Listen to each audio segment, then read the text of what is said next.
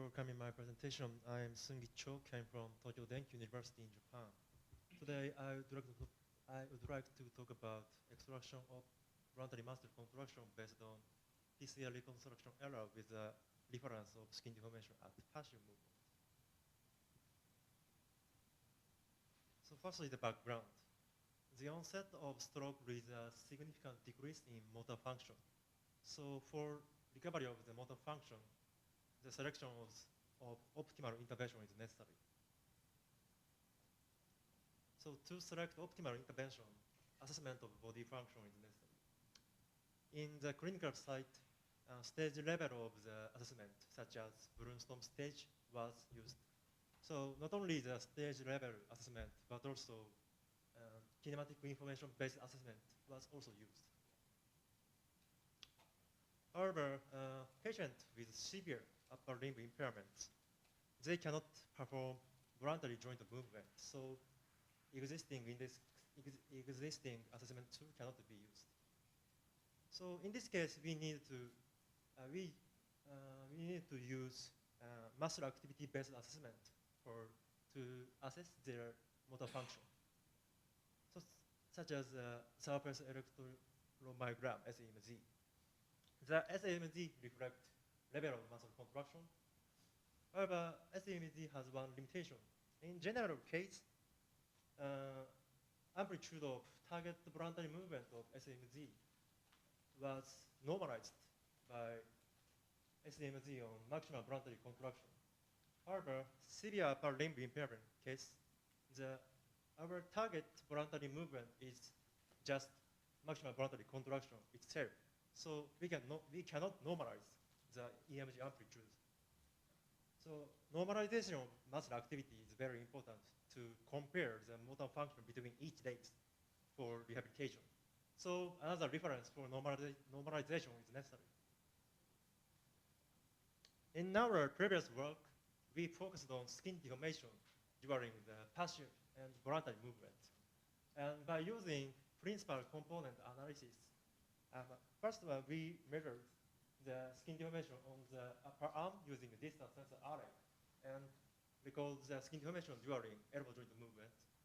And by using principal component analysis, the components of muscle deformation by joint angle change and the muscle contraction were extracted.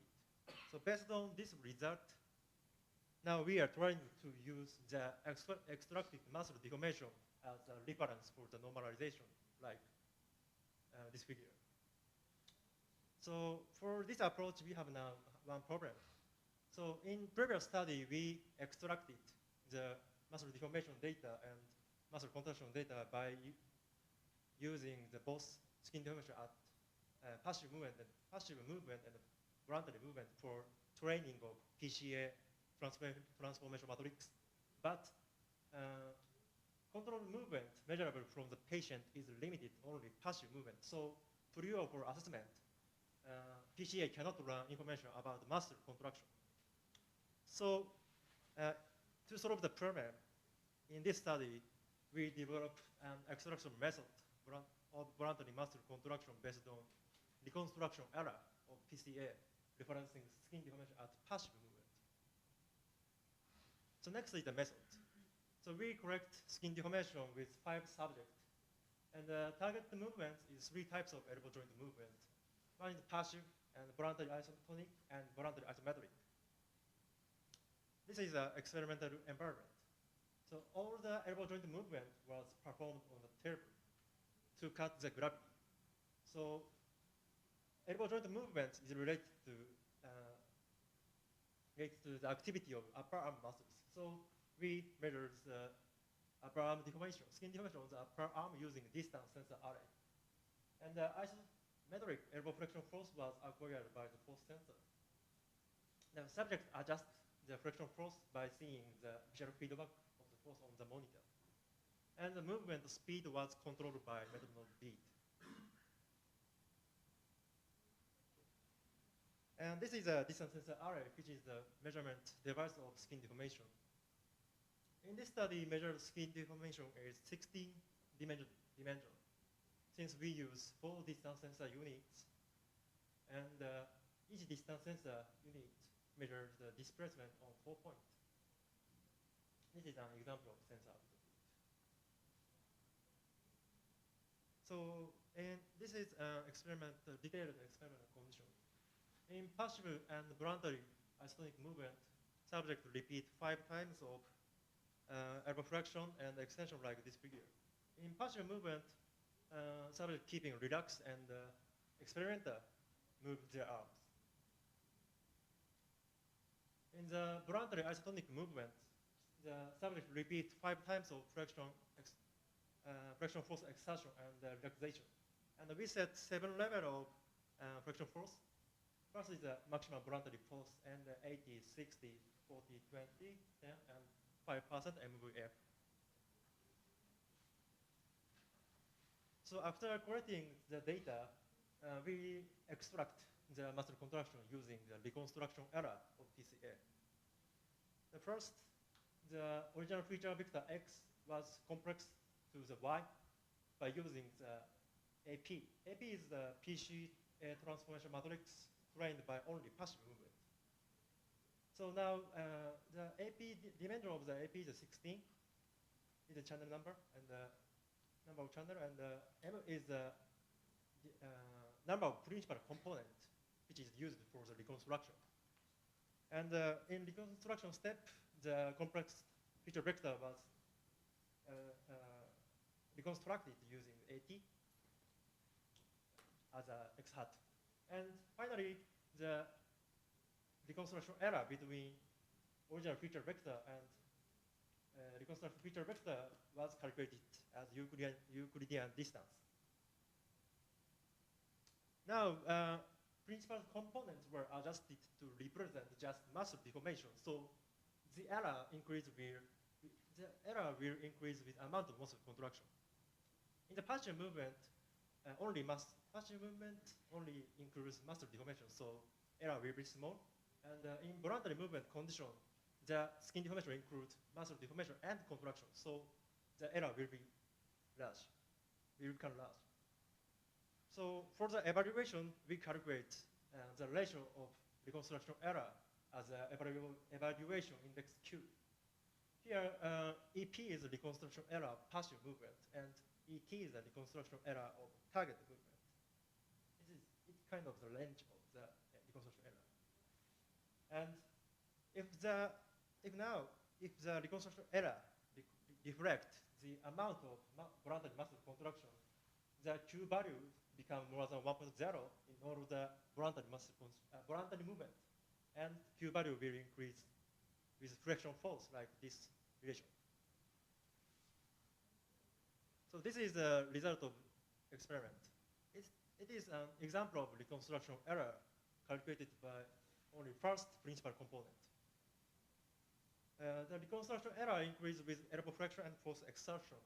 In passive movement case, only small change was observed, and in isotonic movement condition, the large change compared to that of passive movement can be observed. And isometric condition, amplitude became large with the extension force. Like in gray line is 10% MVF, and this green line is 100% of MVF. The amplitude became large. This is the Q values for all subjects. The Q value will increase with friction force. Here is 5% MVF, and here is 100% MVF. So the Q value increase with increasing of the friction force. However, in M equal 1 case, in Q conditions such as here and here and here, Q value were smaller than the 1.0. So additionally, we calculated the Q values by using from the first principal component but to third principal component for the reconstruction. In this case, the Q value increased with the friction force, and all of the condition, the Q value become more than 1.0. So the result indicates reconstruction error reflects amount of voluntary muscle contractions. So finally, the discussion. So the Q value were changed with number of principal components for reconstruction. So now experimental variance ratio for all subjects is in M equal 1 condition, 69% or more, and in M equal 3 condition, 19% or more. So components of muscle deformation is, it is indicate the component of muscle deformation is not so simple. So from this result, the result suggests an axis related to only muscle condition is very difficult to extract by using PCA. So we need to, in the future work, we need to consider another decomposition. For example, NMF. This is summary of this research. Thank you for listening.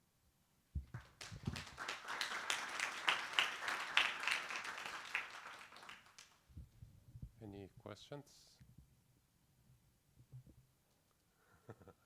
Great. Thank you for the talk. Do you think you can use this approach for amputees to control prosthesis? No, it's for the assessment of motor function of stroke patients. Yeah, no, I get that. Do you think it can be used Okay. source Yeah, for prosthesis? it can be used, I think. So, for example, first we measure skin deformation during relaxation state like this. So, in this case, the deformation by the moment of the prosthetic hand was observed. So, and we set this value as a normal. And if we perform voluntary muscle contraction, the skin deformation become abnormal state. Like abnormal will become abnormal state. So maybe I think we can use the same methodology for control of prosthetic hand. Thank you. Thank you for the presentation. You mentioned that you perform measurements on 5 different subjects. Those 5 different subjects that you... 5, yeah, yes, now 5. And maybe it's a silly question, but how do you expect the procedure to work with different body types? Let's say difference in body fat. Do you think this will have the same precision, or? Yes, maybe the measured skin deformation is maybe vary depending on the kind of the amount of fat. Yeah, so now we do not strictly control the attachment, but the attachment condition. But maybe we need to add some calibration step by each person's body muscle, amount of muscle and amount of fat. Thank you very much.